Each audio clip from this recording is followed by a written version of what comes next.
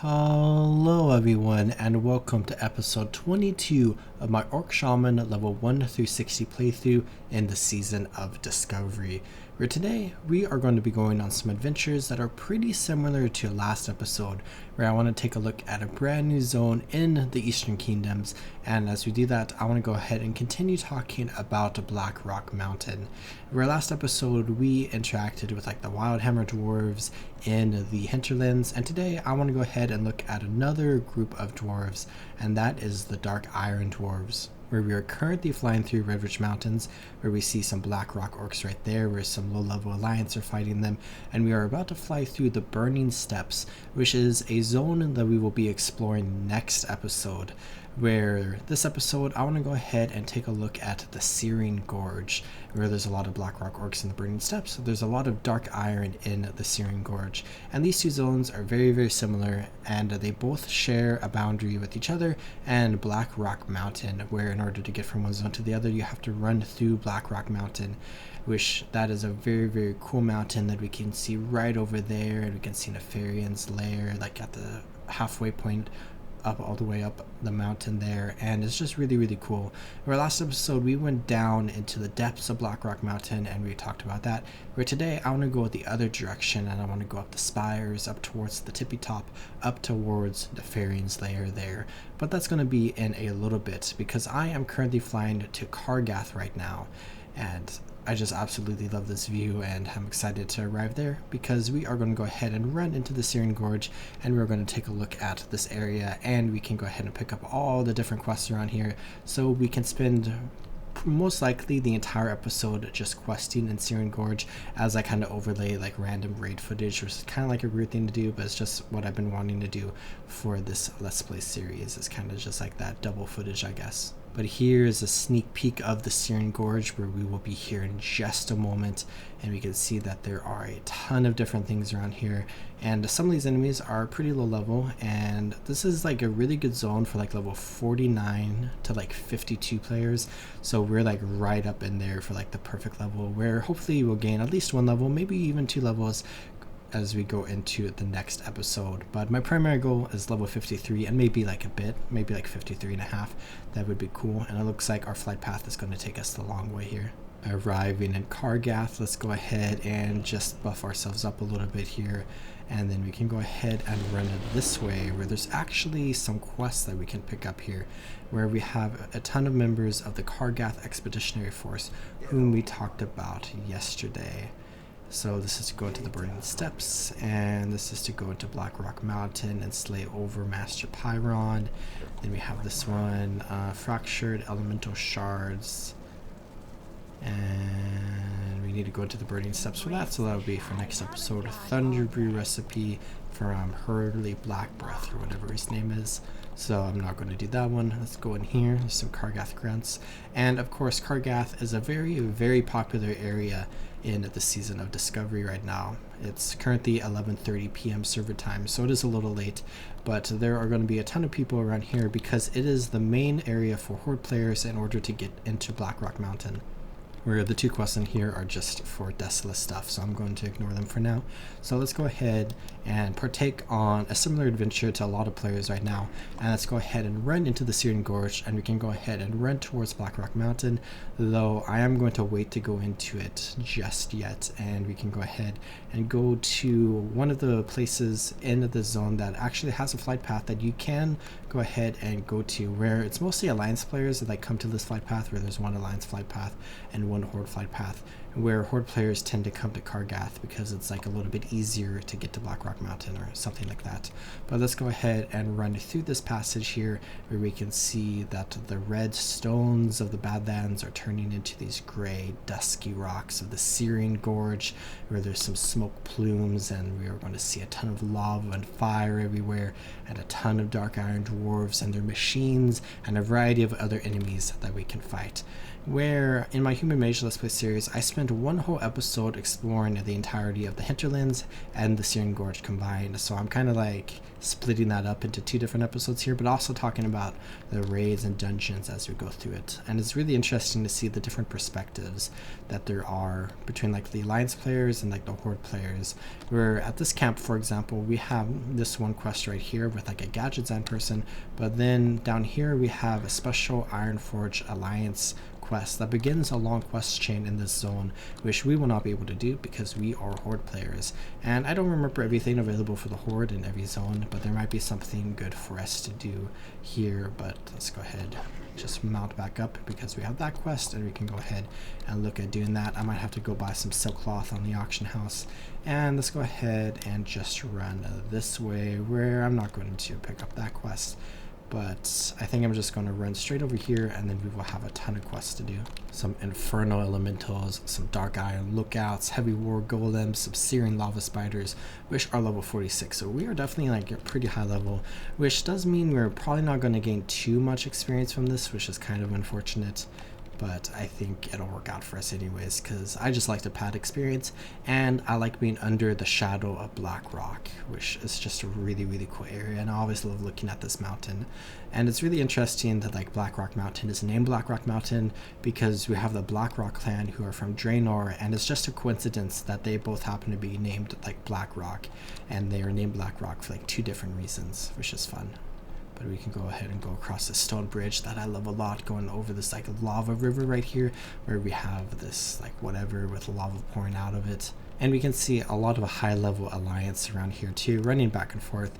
Some that are leveling, like this alliance character here and this horde character, but then a bunch of alliance that are running into the entrance of Blackrock Mountain right there, that we can just get another cool shot of. But let's go ahead and leave that behind us for now, because I want to go ahead and pick up some of the quests around here.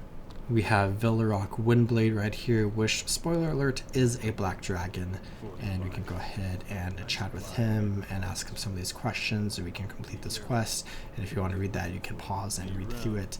But then we'll pick up this quest, and then we can go ahead and go up here where we can see a horde banner right there, where that is the horde flight path that we can go ahead and pick up. And this is a really fun spot where these are dark iron dwarves, but basically, like, long story short, and I talked a lot about them in my human mage playthrough, they have kind of gone against the main forces of the dark iron dwarves that are following Daegrin Thorson, and they are basically trying to like save the Dark Iron Dwarves from certain destruction by the hands of Ragnaros. And they are basically like the most elite blacksmiths of the Dark Iron Dwarves, which is fun. But they are called the Thorium Brotherhood, and we have Grisha right here, so we have unlocked a new flight path, so we can go ahead and return here, which is very close to Kargath, and we have a ton of places all across the Eastern Kingdoms, which I think we are nearing the end of the Eastern Kingdom flight paths, where we have the Grom going here, and we have Booty Bay and Stonard and Kargath and Thorium Point, and then we have Hammerfall, Raven Tusk Village, and then the 3 ones in Lordaeron. So I believe there is one more flight path left to unlock, which we'll unlock in a couple of episodes at Light's Hope Chapel in the Eastern Plaguelands. I think I have all the other ones for Horde players in the Eastern Kingdoms, so that's actually pretty fun to see. So one more left to go there, but we still have a few left to unlock in Kalimdor, as we have multiple zones that I want to explore in that continent. But we can see a few Horde players around here, but a ton of Alliance players, especially since this is an Alliance dominated server, so there's a lot of action going on here. So hopefully we don't have too many issues completing these quests. Which I don't think I'm super interested in getting like 100% completion in this zone, which is something that I often like to do. But I'm going to go ahead and just kind of have some relaxing fun over the next few days as I record this here and there, and we can go ahead and complete all these quests. And as we do that, let's go ahead and talk about the Spires of Blackrock. Where when we look at Blackrock Spire, there are basically 2 different dungeons inside this one dungeon, where altogether it is really like one dungeon, but In reality, it's like two separate dungeons, where there's the lower Blackrock Spires, where once you go in through the entrance, you can go down into the city, and then there's also the upper Blackrock Spire, and both are very interconnected to each other in the classic version of World of Warcraft. And in modern day WoW, upper Blackrock Spire is its own separate dungeon, and it was overhauled in the Warlords of Draenor expansion, which I'm not going to be looking at in this video, and we'll probably be looking at in a future stream. But I just love how interconnected the city is, and how you can see both the upper parts and the lower parts of Blackrock Spire from like different areas in the spire, and you can see like the progress that you make through the dungeon and like where you came from, or like just other areas of the dungeon that you might not even be touching. So it's very similar to Blackrock Depths in that it's very massive and it's very interconnected, but it's really split into like two different dungeons. We're starting off, let's go ahead and look at the lower Blackrock Spire, where the majority of Rin's Dark Horde reside in lower Blackrock Spire, making the city a sort of sprawling barracks. Only the elite members of the Dark Horde are allowed to live in the upper reaches of the city. Overlord Wormthalak acts as the ruler and taskmaster of these soldiers. The orcs of the Blackrock clan dominate most of the ruins of lower Blackrock Spire, though they are divided up into various legions. These include the Scarshield Legion, the Blood Axe Legion, and the Firebrand Legion. The elite Blackhand Legion resides in upper Blackrock Spire. The orcs share the city with a contingent of Spirestone Ogres and Smolderthorn Trolls, who are also members of Rin's Dark Horde. The ruins are also home to a host of Spire Spiders who have infested a ruined corner of the city. Where Blackrock Spire feels really cool because it feels very Warcraft 1, Warcraft 2-y, more like Warcraft 2-y, where we have these orcs with ogres and trolls, and they're hanging out here and you basically fight them. So it feels like you're fighting like the horde from Warcraft 2, which is fun.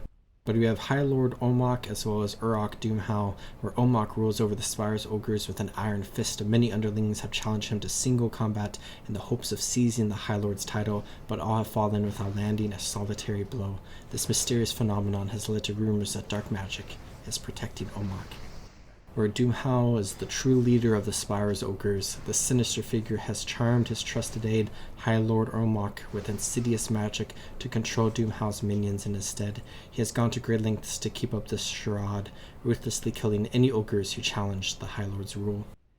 Then we have Shadow Hunter Voshkajin, who is an elite forest troll Shadow Hunter mini-boss, who is renowned for her beauty and psychotic tendencies among the trolls. Master of the Shadow Hunter arts, she wields formidable hexes, curses, and healing magics. Then we have War Master Voon. During the Second War, Voon led small strike teams on daring missions into the heart of High Elven territory. The cunning troll joined the False Horde because he wanted to be its chief strategist, not because he believed in Black Hand's ideology.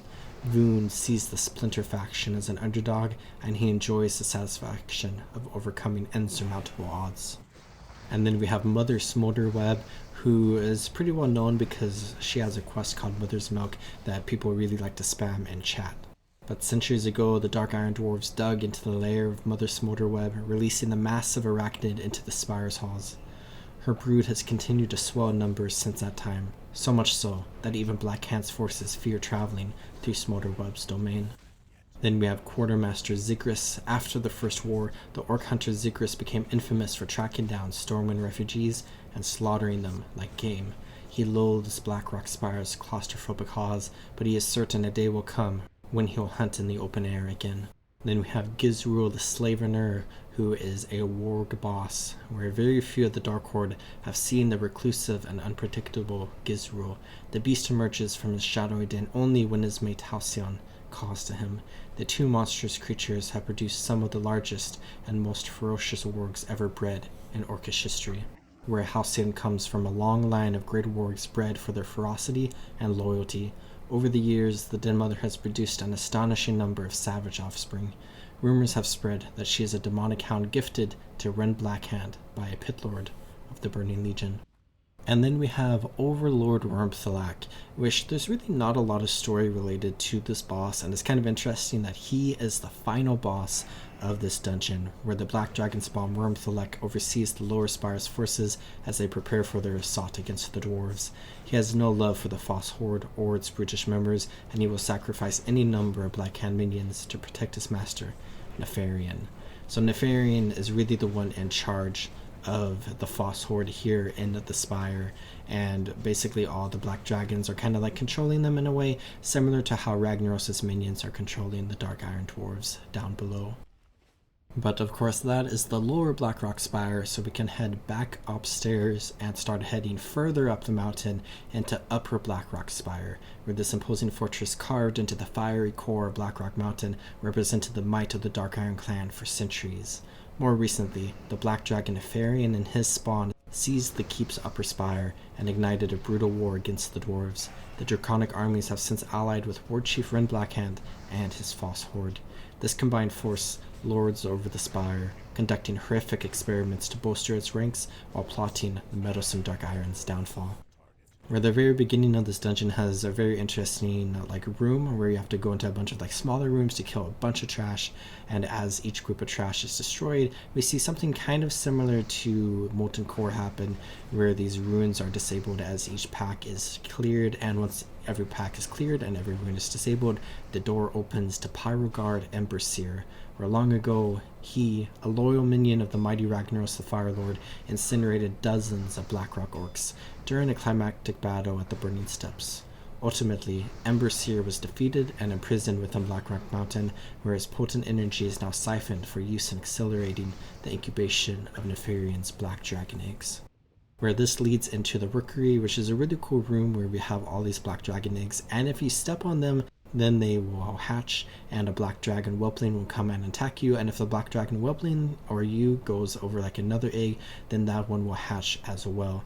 So it could really get out of hand, and probably the single most famous video of all World of Warcraft ever, which I'll link down in the description, takes place in this room where it is the Leroy Jenkins clip, and you can check that out in the description if you want to see that. But shortly after this, as you head further up, you fight Gith and Ren Blackhand in this arena, where Blackhand and Nefarian, who is disguised as the noble right now, is basically hanging out, and you kill a bunch of their minions, and then Ren will come down atop of Gith, which Ren Blackhand and Nefarian test their newly created chromatic dragonflight against any group of heroes entering Blackrock Spire, sending wave after wave of the creatures through a gated area. As a raid begins to wear down, Veilstraws the Red appears before them, casting a massive healing spell on the entire group before teleporting off again, which I don't think I've ever actually seen this, so I'm not entirely sure what this is. As still more dragon can attack, Veil appears once again, encouraging the heroes to continue the fight and healing their group with this powerful magic. Where, of course, we have Rend Blackhand, who is the War Chief of the Dark Horde, and is the last boss in Upper Blackrock Spire before you can go into the Nefarian raid, where there are a couple more bosses after him that you can fight. But after the Horde was defeated in the Second War, Rend Blackhand, son of the first War Chief, brought the remnants of his clan to Blackrock Spire and fought the Dark Iron Dwarves for possession of the stronghold. Rend allied his orcs with Nefarian and the Black Dragon fight, who routed the dwarves and expelled them from Blackrock's upper reaches. Where his full name is Dalren Blackhand, and he is indeed the son of Blackhand the Destroyer, who was the puppet of Gul'dan, who Blackhand was the war chief of the Horde until Orgrim Doomhammer overtook him at the end of Warcraft 1.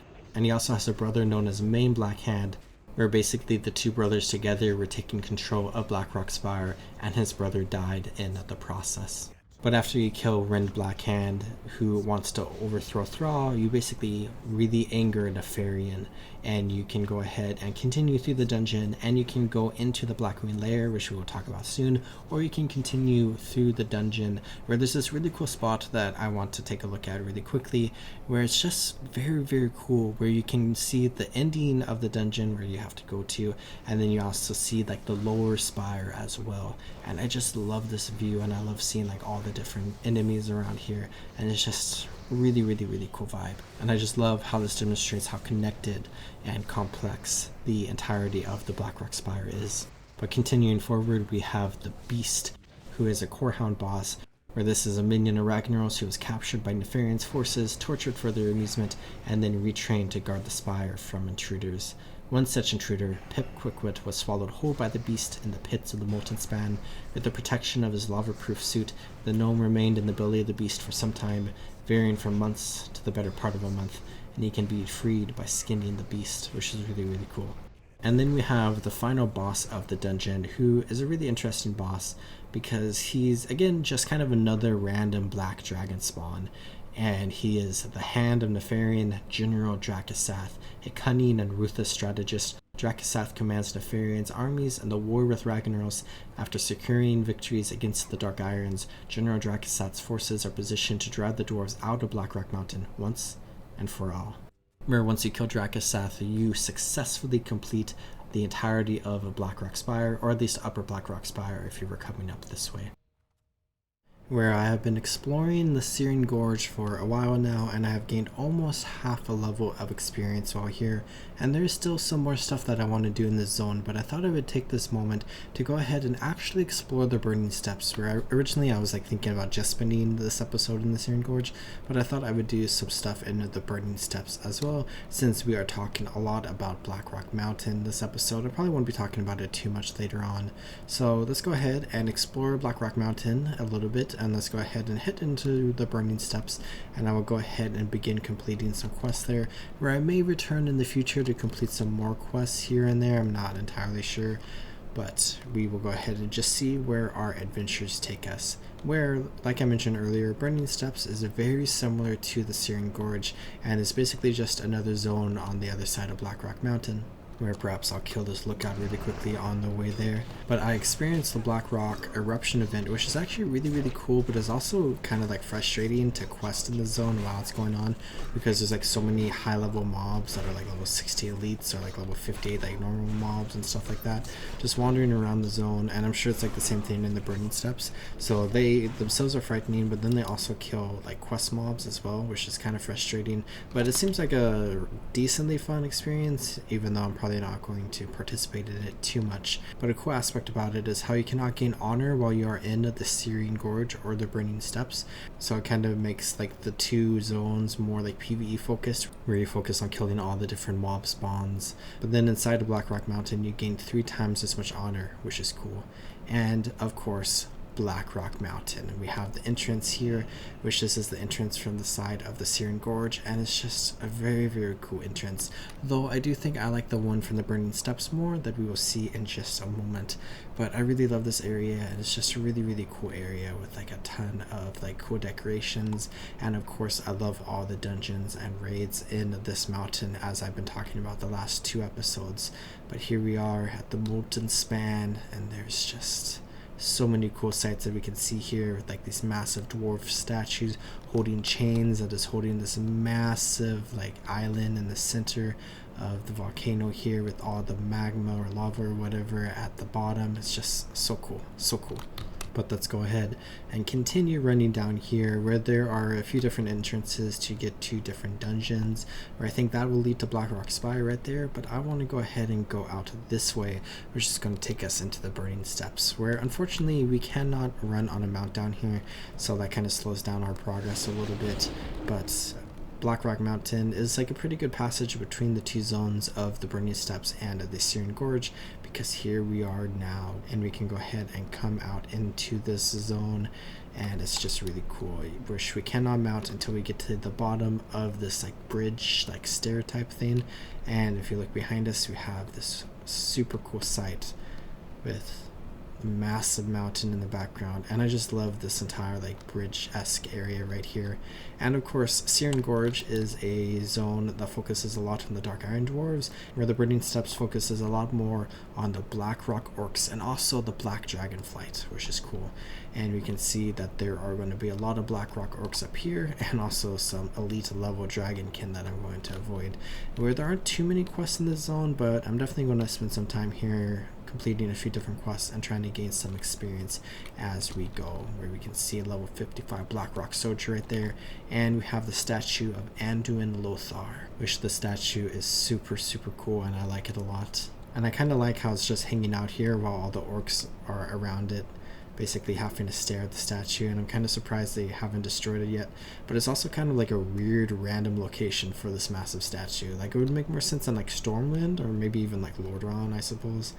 But it is here in the Burning Steppes, which the Burning Steppes is a very alliance focused zone. I feel because there is a major alliance outpost here that players will come to and do things at, and there is a minor horde outpost that is also kind of like a neutral outpost as well with some goblins. So we have some different things that we can go ahead and do, but we won't be having as many quests here as I did on my human mage character, which is kind of unfortunate, but it's still fun to explore.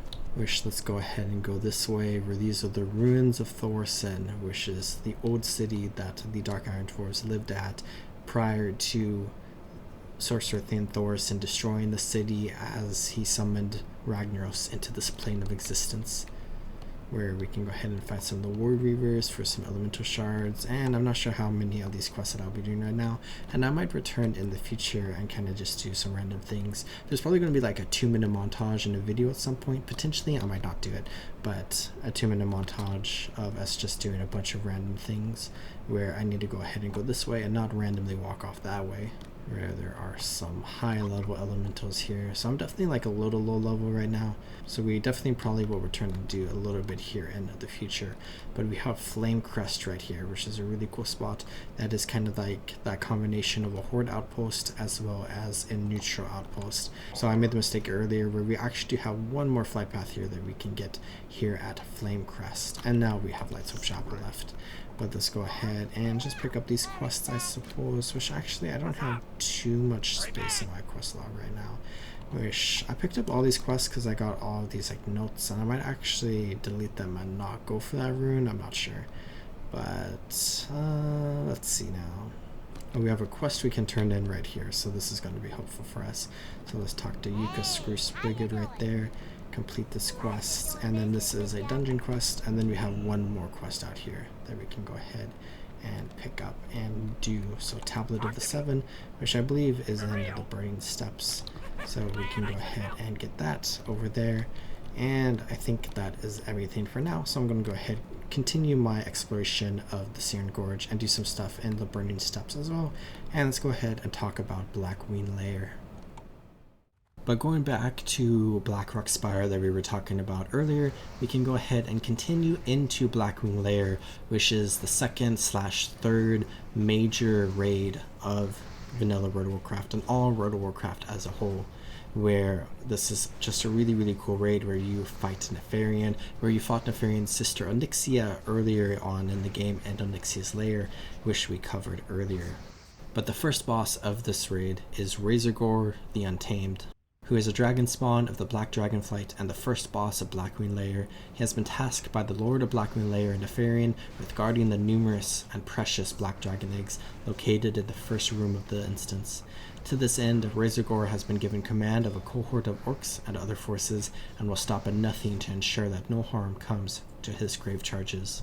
Where there is also Grethok the Controller, who is part of the Razorgore the Untamed encounter in Blackwing Lair, who is one of those orcs, where you have an interesting mechanic here where you mind control Razorgore, and you basically move him around the room and force him to destroy all of the eggs before killing him.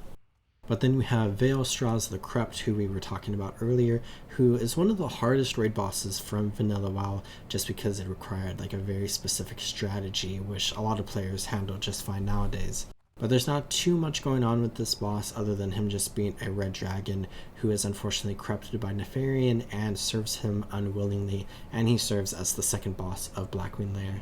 But continuing into the raid, we can see a lot of the experimentations going on with Nefarian running the experimentations, where there's a lot of like goblins and different dragons around here, where we have a Broodlord Lash Slayer who guards the Halls of Strife, blocking the way into Nefarian's inner sanctum. Broodlord Lash Slayer is another boss in a long line of interesting and dynamic boss fights. Though more straightforward than Razorgore and less touchy than Veil, Broodlord is still a very chaotic and engaging encounter. Though the actual fight with the Broodlord can and should be relatively free of ads, the entire encounter begins long before you ever lay eyes on him. But then after him, we see 3 different bosses who are just basic Black Drake bosses who you fight, where the first one is Firemaw, and he is patrolling the Crimson Laboratories. And then you have Ebonrock, who is patrolling the upper room of the Crimson Laboratories. And then you have Flamegore, who is also in the upper part of the Crimson Laboratories. And you basically have to kill all 3 of these bosses in order to progress towards the final boss. But there's another interesting kind of like mini boss known as Master Elemental Shaper Crixix, who I did not fight, but he is the former apprentice of a high elf earth caller Franzal. Crixix spent his life trying to contact the old gods. A decade ago, as both master and apprentice were studying the fissures of Dark Whisper Gorge, an earth elemental sprung out of the ground and took Crixix away. But progressing forward, we have the second to last boss, who is a really cool boss known as Chromagus, who is a two-headed dragon beast creation of Nefarian, who acts as a dutiful protector of Blackwing Lair. Despite his canine appearance, he's actually a dragonkin, more specifically a Dracodon. The victims of Chromagus' radiating affliction were transformed into Draconid. Chromagus is a boss coming after Flamegore and before Nefarian.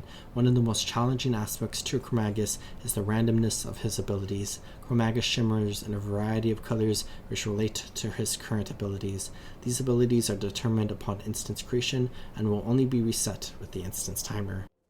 Where basically Chromagus is the result of like a lot of experimentations with basically creating a dragonflight out of all 5 of the different dragonflights, which we can see like a lot of dead dragons from all the different dragonflights like around this area which you've seen, and it's just like a very interesting story going on here when Nefarian is trying to combine the 5 dragonflights into the chromatic dragonflight, and we can see an example of that here.